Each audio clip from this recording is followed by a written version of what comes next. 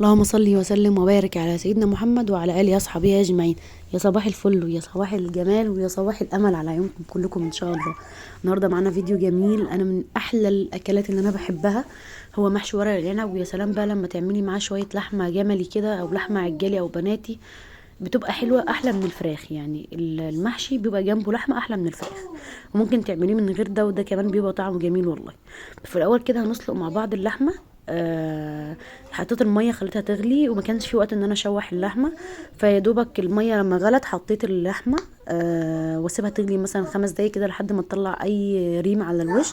ببدا اشيله انا بالمعلقه، وبعد كده بنزل ببصلايه وشويه فلفل اسود وكام فص كده من الحبهان وورقتين من ورق اللورا ومعلقه صغيره من السكر علشان تسهل عليا ان هي تستوي بسرعه. بس يا كوكو بس.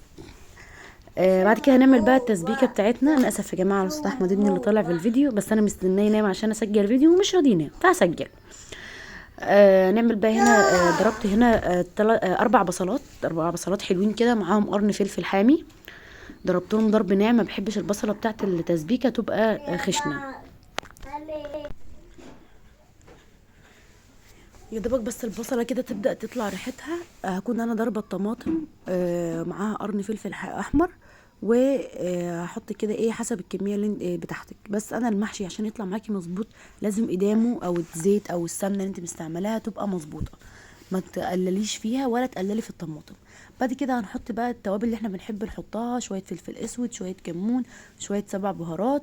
وانا حطيت 3 مكعبات من مرق الدجاج، ممكن تستغنوا عنها بس هي بتنقل طعم المحشي في حته تانية خالص خالص يعني.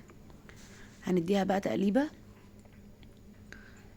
مش كل البيوت بيستعملوا مرقه الدجاج يا جماعه، بس هي بتخلي طعمها حلو. هنحط بقى شويه بابريكا كده، بس البابريكا دي طلعت حاره شويه، بس هي طعم حلو للمحشي.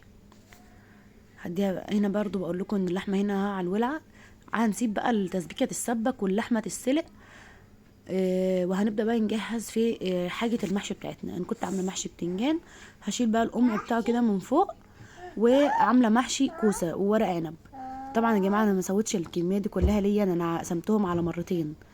تمام، يعني لما بحب اعمل محشي بحب اعمل مثلا حلتين، حله تستوي النهارده وحله كمان 3 ايام كده ايه تبقى محطوطه في التلاجة. احنا مش كل يوم هنعمل محشي يعني. نلم بقى كده، نعمل بقى الكوسه. بنشيل الحته اللي من فوق ديت والحته اللي من تحت، ما نشيلهاش قوي بالراحه عشان مش تتخرم مننا واحنا بنسبكها واحنا بنقورها. انا كنت جايبه كيلو كوسه ب10 جنيه وكيلو البتنجان ب10 جنيه تقريبا، معرفش اسعارهم دلوقتي وصلت لحد فين.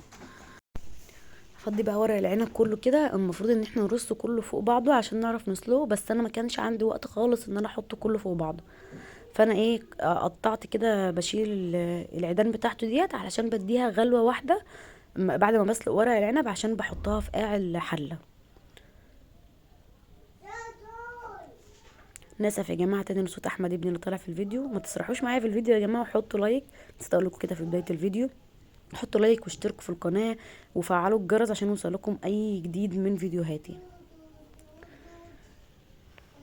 هنا بقى اقول لكم طريقتي المتواضعه جدا في تقوير الكوسه. انا هنا باخد مقاس الكوسه على المقوار وبعلم كده بصباعي، وافضل بقى ايه اعملها كده بالراحه لحد ما بخلصها. مش بحب الكوسه رققها قوي، لان لو رققناها مش هيبقى لها طعم، يعني عايزين نحس بطعم الكوسه. فهنديها كده. واهم حاجه وانت بتقوري الكوسه على مهلك خالص خالص. هنا الفيديو سريع جدا، بس على مهلك وانت بتقوري الكوسه عشان لو اتخرمت منك خلاص كده انكسرت بتبوظ ما بتنفعش. اما البتنجان بقى، البتنجان عادي يعني بتقوريه عادي ما بيجراش له حاجه. طبعا لازم تكون ايدك واخده على الموضوع يعني. وبعد كده الكوسه بروح مخربشاها كده بالحرف بتاع المقوار علشان تاخد شكل حلو من بره. هنا طبعا انا رحت يعني فرشت في الصاله وقعدت. احمد ابني هنا بيطخ الاكل بالمسدس بتاعه بتاع العيد. هنا كنت بسلق ورق العنب، كنت بعدله المسدس بتاعه برضو. عايزه طول. ربنا يهديه يا رب ويخلي لكم كل ولادكم ويخلي لي ابني يا رب. هجيب بقى الخضره بتاعتي واقطعها. انا هنا زي ما بقول لكم في كل فيديوهاتي ان انا السكاكين بتاعتي بعافيه شويه، فمهما اوديها عند الراجل اللي بيسن ما بيسنهمش حلو ومبيبقوش حامين، فبقطع الخضره كده تقطيع عشوائي، وبعد كده بروح مديها ايه بالمخرطه. لو عندي الكبه حطيها في الكبه، بس عادي يعني المخرطه مش هتقول لا يعني. ايوه بالظبط كده. اخرطي اخرطي اخرطي. واحمد ابنك تحت رجلي عمال يفتح في الادراج، كل شويه اقول له اطلع بره يا ابني، يا ابني اطلع بره. بخاف عليه لانه بيمد ايده على البوتاجاز، وبعيد الشر بعيد الشر ممكن حاجه تقع عليه، فببقى متوتره جدا وانا واقفه في المطبخ والله بسبب احمد ابني. فربنا يهديه ويسترها يا رب. هحط بقى هنا التوابل شويه، نفس التوابل اللي انا حطيتها على التسبيك بحب احطها على الرز والخضار، علشان كل رزايه كده تبقى متغلفه بالتوابل. برضو فلفل اسود وكمون وسبع بهارات وشويه من الماجي وملح ابيض، واقلبها كده وانزل عليها بالتسبيكه اللي انا سبتها تهدى شويه علشان اعرف اقلبها. اقلب بقى بايدي كده عشان اتاكد ان كل الرز متغلف، وبحب الخلطه بتاعه الرز ما تبقاش صايصه، وده بيرجع لان انتي سبتيها تتسبك حلوه ولا لا. تمام، لازم تسيبوا التسبيكه تتسبك كويس جدا جدا، ما يبقاش فيها اي ميه.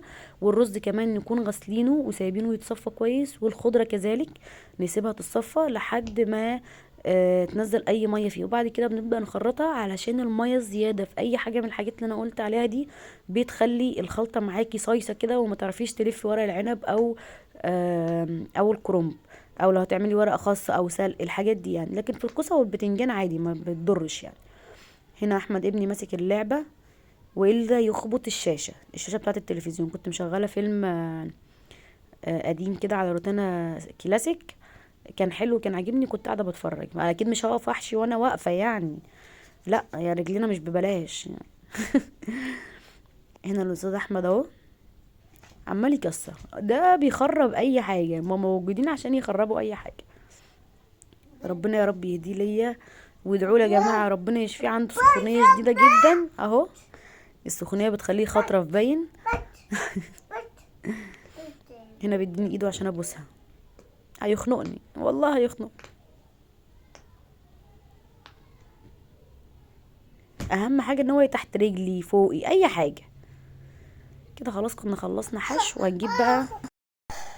انا عايزه اقول لكم ان احنا ما كناش المحشي ده في نفس ذات اليوم، الوقت ما ساعدنيش ان انا اسويه في نفس اليوم، فسويته تاني يوم. فجبت هنا بقى العروق اللي انا قلت لكم هسلقها، وجبت كمان بطاطسايه واحده هقطعها ترانشات رفيعه جدا جدا، واحطها في قاع الصينيه او في قاع الطاجن او في قاع الحل. انا الحله بتاعتي دي تيفال على سيراميك، تيفال على سيراميك، تيفال على صاج او صاج على تيفال، حاجه زي كده يعني. من بره تيفال ومن جوه صاج، والله العظيم ما عارفه، ماما اللي كانت شاريه الحاجات دي. وايديها من اللي هو الايد الحديد اللي استانلس. وبقطع بقى فلفل وطماطم، وبحط شويه منهم تحت وشويه هسيبهم احطهم على فوق. اللي تحت بقى احط عليهم شويه من التوابل، شويه فلفل اسود، شويه سبع بهارات بس. وهنا بقطع بقيه الخضره. طبعا الليمون اساسي اساسي. انا عايزه اقول لكم ان انا الطريقه دي اول مره اجربها، وانا خلاص هعتمدها. انا مش هعمل محشي الا بالطريقه دي يا جماعه، الطريقه تحفه. انا هسوي الكوسه والبتنجان وورق العنب التلاته مع بعض، بجد الموضوع ده فظيع. وانا هنا اللحمه ان انا سلقتها كانت ماسكه في بعضها كده، فهقطعها بس بالسكينه وارصها تحت، وابدا ارص المحشي بتاعي زي ما انتوا شايفين كده. برص الكوسه والبتنجان على الاحراف علشان هسقط ورق العنب في النص. والطريقه ديت اختي اللي قالت لي عليها، ان احط الحاجات الضخمه الاول في الاحراف، وبعد كده ورق العنب اسقطه في النص. بس يا حبيبي، بس يا بابا خليني اعرف اسجل الفيديو. والله العظيم يا جماعه ما عارفين نربي لا تربيه ايجابيه ولا تربيه غير ايجابيه. بعد كده هنخلص الرص اللي انتوا شايفينه ده كده. انا جبت هنا الحاجات دي حطيت عليها اللي انا كنت مقطعاها يعني، شويه فلفل اسود، شويه سبع بهارات برضو، ودعكتهم كده وحطيتهم على الوش. هجيب بقى الشوربه بتاعتي، شوربه اللحمه، فانا موجودين عندنا شوربه لحمه فلازم نسوي بيها. بعد كده هجيب هنا مكعب واحد من مرقه الدجاج، وكيس من الكنور اللي هو ال11 بهار ده بتاع كنور. جماعه والله العظيم تحفه. في اي اكل في اي اكل حطوه. زي انا كنت قلت لكم الفيديو اللي فات ان انا ما كنتش لاقياه عندي في بلدي، بقول لكم نسيت احط شويه مرقه على البتاع ده. الخلطه اللي انا عملتها هحط عليها كبشه واحده واغطيها كده، ولازم احط طبق واغطيها، واديتها غلوه واحده على البوتاجاز من فوق، ودخلتها الفرن. بس كده قعدت ساعه. قعد ساعة بالظبط في الفرن، وكان فيه شوية مية. لما اقلب الحلة هصفيهم معاكم دلوقتي. خلي في بالكم عشان انا اتلسعت حتة لسعة دلوقتي. ايوه بالظبط كده يا سيدي على الجمال. جماعة والله العظيم كان طعمه تحفة. اتلسعتي. اصفي بقى كده والحلة لسه موجودة وهي متغطية بالصينية كده. هقلب اي مية موجودة. شايفين مفيش حاجة لازقة خالص. يا سيدي على الجمال يا جماعة. والله العظيم الجمال والعظمة ده محتاج ان انتوا تحطوا لايك. حطوا لايك يا جماعة واشتركوا في القناة. خلي عيلتي تكبر بيكم ان شاء الله، وحلمي يتحقق بيكم بإذن واحد احد. هنا بقى احط بقى لسان العصفور. انا مش بكتر لسان عصفور علشان ما يفوتش منه، لان لما بيفيد منه بيتعجن وما بنعرفش ناكله تاني يوم، فبعمله اول باول كده. هنا شايفين الكوسه مستويه يا جماعه. انا من عشاق محشي الكوسه، بعشقه.